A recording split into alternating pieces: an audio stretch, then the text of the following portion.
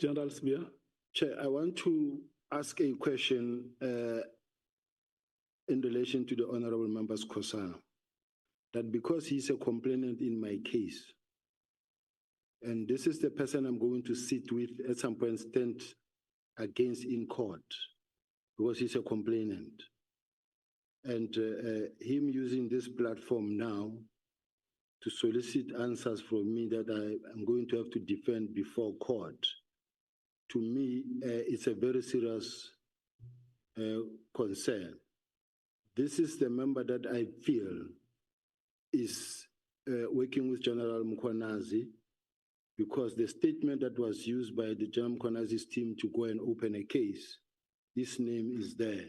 Now I must stand before the same member to cross-examine or to ask me questions. Now I'm raising a concern. Yeah. If I can be protected.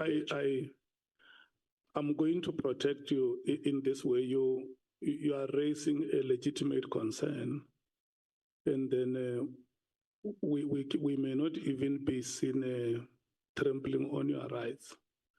What I will advise you to do, because I explained to you yesterday that sitting here as the committee, we do not have any power to decide on how we are composed. So to protect your rights, I will advise you to decide if you want to respond to the question or not. If a question is asked to you, you can decide if you want to respond to it or not. And if I say I don't want to respond to his questions? No. We have to follow the process. You can't say, I don't want to respond to your questions. We must allow him to ask the questions. And then if you say, I reserve my right to comment, then it's okay. Thank you, Chair. I think, Chair, there's a portal, Chair. Sitting in front of us is Honorable Khomishana, who was sent by Umkhonto weSizwe. Umkhonto weSizwe is the one that opened the case. Now, let me remind you quickly, Chair. At one stage, South African says Parliament did nothing when Honorable General Mkhwanazi came to Parliament on this matter. So Umkhonto weSizwe took an initiative before, at the same time when Honorable General Mkhwanazi spoke about this matter and opened a case. It is Umkhonto weSizwe, not Honorable Khomishana. It can be in a case where General Sibiya will be sitting with somebody else in court, not Khomishana, sent by Umkhonto weSizwe. So I think the clarification is pure and clear, Chair, that he must answer questions. And when you say he must not answer questions, sorry, Chair, when you say he must not answer, you can decide on which questions to answer or not. He can say from number 1 to 30, no, I don't want to answer. No, I don't want to answer. Where are we going to do that? No, I'm not saying that he must not answer. No, Chair, you are saying that he must decide if he wants to answer or not. So if from number 1 to 100, he decides, okay, he's going to waste our time and say, he asked a question and then he says, no, I don't want to answer. No, I don't want, until number 100. What is that? Is it not the same as what you have instructed or somehow gave him an option not to answer? So I think this is separated from court. This is Parliament. He must answer to Parliament. Here is answering to a parliamentarian who's sent by South Africans, not a person who opened the case sent by Umkhonto weSizwe. Two matters are separate here, I think. Thank you. Honorable Nomvalo. Chairperson, thank you very much. My apologies. When the matter was raised, I was responding to a nature call. I'm actually surprised that the matter has been raised by a witness, because if my memory serves me well, the position that we took yesterday in relation to this matter is that there will be a legal advice from the office of the Speaker. But before that, a member, Andile, from the technical team, made an indication that as far as the applicable law is concerned, there is no crisis here. Honorable Khomishana can continue to participate in a meeting. And that decision was communicated to the witness, Chair. I remember you conveying, and you even made a reference to the terms of reference. The witness said, it's fine, Chair, if that is a position, I will continue. But please note that I had a protest. Those were his reply. For him to come and raise the same issue here, even when it was better clarified yesterday, I think it is undesirable, Chairperson. We had a position on this matter. If there's anything that is outstanding, is a legal advice from the office of the Speaker. If still the committee members are not satisfied with a response that was given by Andile, we also even said, as the MK party, if there is a legal advice coming from the office of the Speaker, we will also consult our own senior counsel in this regard to ensure that there is a strike of balance and we are satisfied with what has been communicated to us as a legal position. So I really understand, maybe the witness has forgotten, but my memory reminds me that this is a position that we agreed upon yesterday. Honorable Matthys.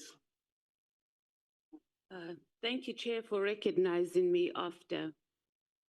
Okay, just a few things, Chair. I think we are keep regressing on this matter, right? So we have gotten an opinion from our parliament lawyers, and not just on these matters, but when we were discussing recusal on a lot of different members. It's clear, number one, Chair, that there's no independent member of parliament in South Africa. We are political party democracy. The things that we do it on behalf of our political party. The next thing we're going to have here is that we're going to be told when Cyril Ramaphosa appears here that the EFF or the Commander-in-Chief must recuse himself because we've got a case against him in the Constitutional Court. That's where we are heading. Further, Chair, even if any of these members from their political parties, we as a committee take a decision, which we don't have the power to do, both within our terms of reference and within the rules of parliament, because the rules don't cover the issue of recusal, right? We're political party members. Nothing stops the other member from the same party or the party of holding that position. So I can recuse myself because I've opened a case on behalf of a party. That doesn't mean that Honorable Malema, we don't have the same position, and when he comes here, he presents the same thing. The same thing, Honorable Khosana, even if he makes a decision to recuse himself, it doesn't stop his other members from asking exactly the same questions. So I think we are really wasting our time, and we just need to move. I don't even think we need to have a legal opinion about this. It's very, very clear.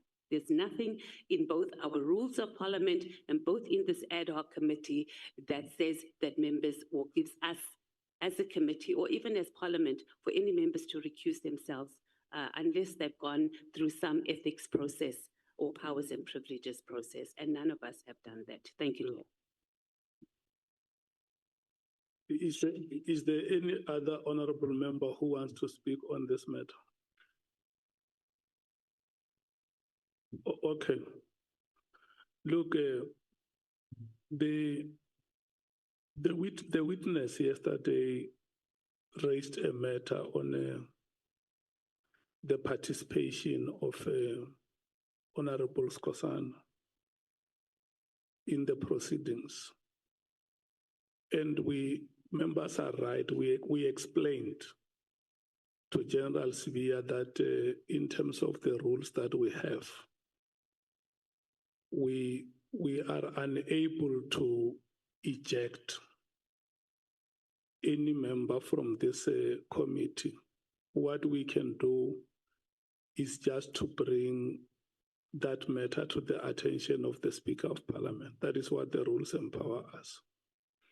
So the matter which General Sibiya raises is different from participation in the committee. He is saying in the records that you have in the courts and the police, the complainant is Honorable Khosana. And so do you allow him to ask me questions? And I respond. And where I'm sitting as the chairperson, I can't prescribe how the questions must be answered. I can't force the witness to say, you are going to answer in this way. And that is why I say, if Honorable Skosana is going to ask questions, let's allow him to ask the questions that he has and hear what the responses of the witness are. If the witness says, no comment, that is a response. It's a response. Because we must not run these proceedings in such a way that we become unfair to a member of parliament, or we also become unfair to the witness. And if you remember, I have been emphasizing this point that the Constitution of the Republic of South Africa is written in the name of the citizens of this country. That's how it is written. It's in the name of the citizens. So when General Sibiya appears before us as a committee of parliament, he does not forfeit his status as a citizen of this country. And the honorable member as well is a citizen. I think what the honorable members from the MKP, if they feel that there may be a problem, they may decide to ask the same questions through another honorable member. But I mean, you are going to put the chair in a very difficult position if every time a question has been asked, especially that when we started the proceedings, General Sibiya put it on record here and said, you must know that I'm getting into these proceedings under protest. It's not something that he's raising now. So can I get indication from you, honorable members from the MKP, if you want to proceed, Honorable Skosana, to ask, or you pass your questions to? Thank you, Chair. It will depend on the response from the witness. If the question which I have, as you said, if you say no comment, I'm going to leave those questions. There's a lot of questions besides that, but I just want to say here, Chair, before you allocate me the minutes, I don't want us to mislead the nation and the members, honorable members, that I am talking to General Mkhwanazi. That statement alone is misleading. I sit in the South African Police Service Portfolio Committee here. I mean, dealing with South African Police Service. I sit in the Police Portfolio Committee. I deal with everyone across the board, from the minister to the top management of South African Police Service, and to the ordinary member, a complainant on the ground. Yeah. So it can't be right to say, maybe I'm a friend, maybe no, I'm not a friend. You are raising I'm at work. You are raising a valid point, Honorable Skosana, and let's get Honorable Sibiya to withdraw that part that says you opened the case because you are talking to General Mkhwanazi.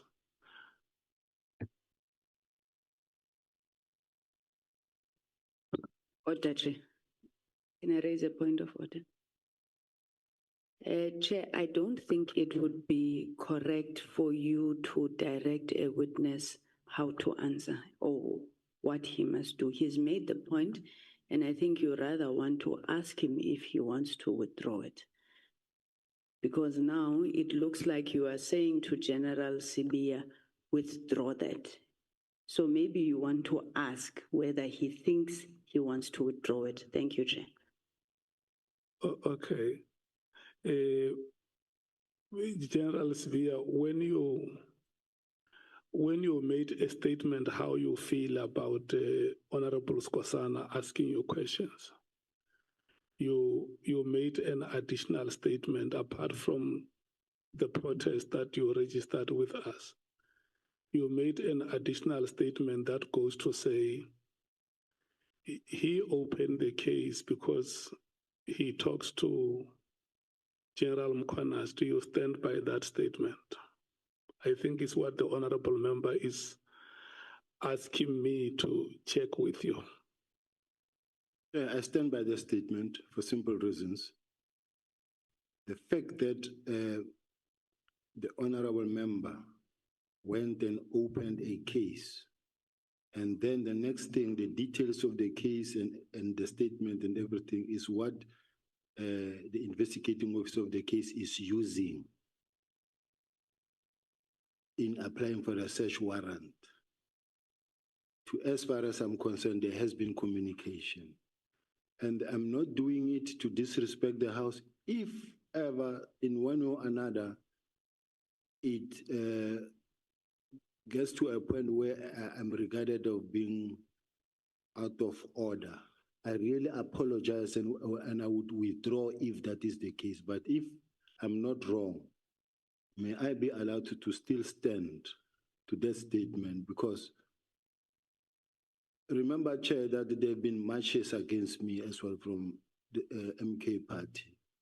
And it's the same MK party that opens a case against me. And the MK party, it was in support of General Mkhwanazi. The march was saying in support of General Mkhwanazi. And then now again, the MK party opened a case against me.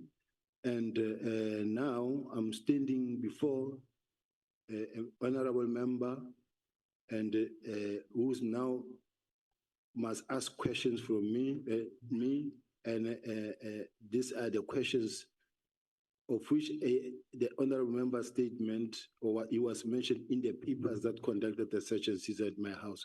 So to me, Chair, is deeply involved in this whole thing that is going on, unfair thing that is going on against me. So I feel that here I'm standing in front of.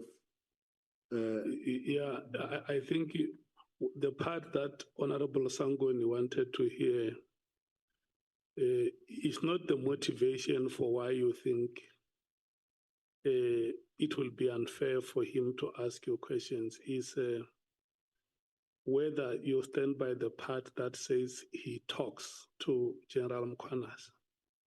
I stand by that, Chair. Okay.